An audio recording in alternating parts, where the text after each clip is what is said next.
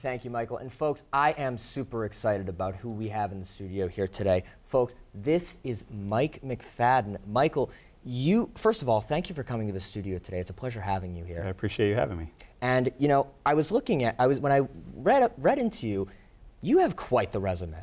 You were a 32-year veteran, 10 assignments on Fort Drum. In 1990, you were a flight medic, and you led a bunch of operations in Afghanistan. And today you're here to talk about Advocate Drum.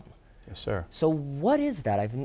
This is new to me. Yeah, so Advocate Drum is a nonprofit membership organization. We're a community group type organization, and our mission is to protect and enhance Fort Drum's military value and sustain and leverage its economic and cultural significance and foster effective communications between the installation and the community. And with your background in military service, you know about what the military provides to the communities that they inhabit. So educate me a little bit. What does Fort Drum bring to this local North Country community? Sure. Fort Drum is a very unique military installation, and having moved 22 different times with the Army, I've seen a lot of different military installations. The uniqueness of Fort Drum is there's no hospital on Fort Drum, so it relies on our local community for any major medical care. There's no educational facility, so all of our military children who reside on Fort Drum and off of Fort Drum who are military associated attend local schools. And so with that, Fort Drum brings almost $2.6 billion in economic impact to our local area, $39 million in educational aid to our schools, and about $140 million is infused into our healthcare system each year. That is huge.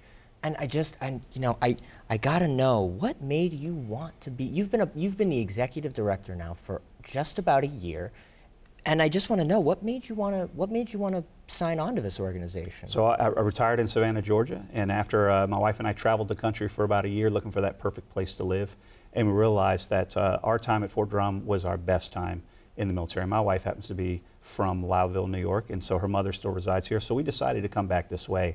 And I wanted to do something that I could fully ingrain myself into the community.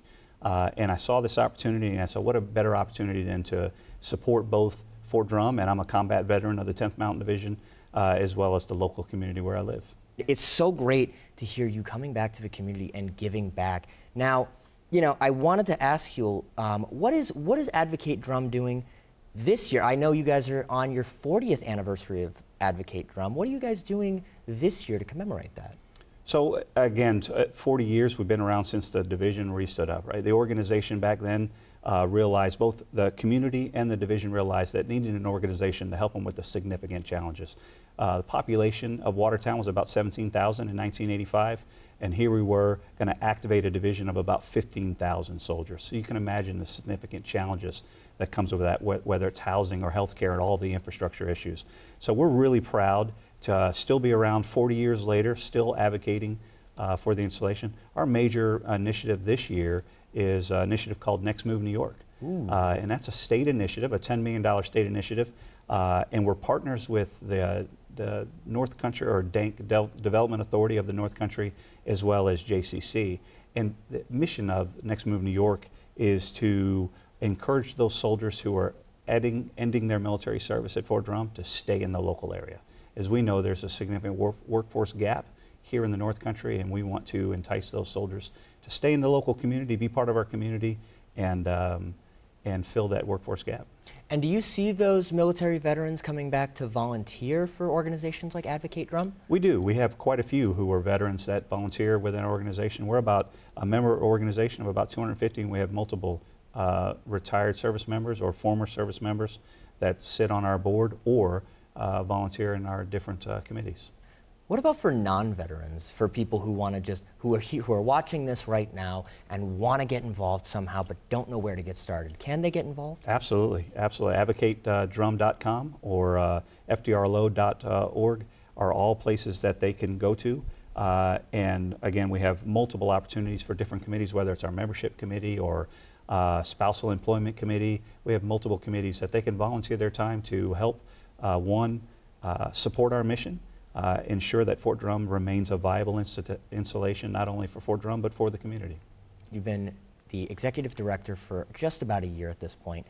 I want to look back a little bit. What's it been like this past year, helping with Advocate Drum, being the executive director, and giving back to the community?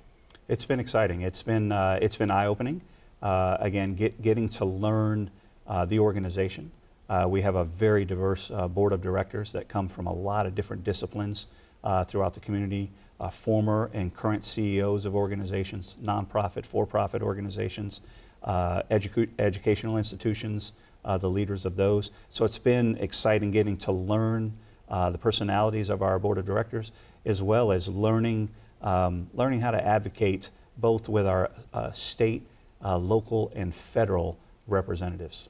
You mentioned earlier in the interview that you came back to the North Country. What does the North Country mean to you altogether?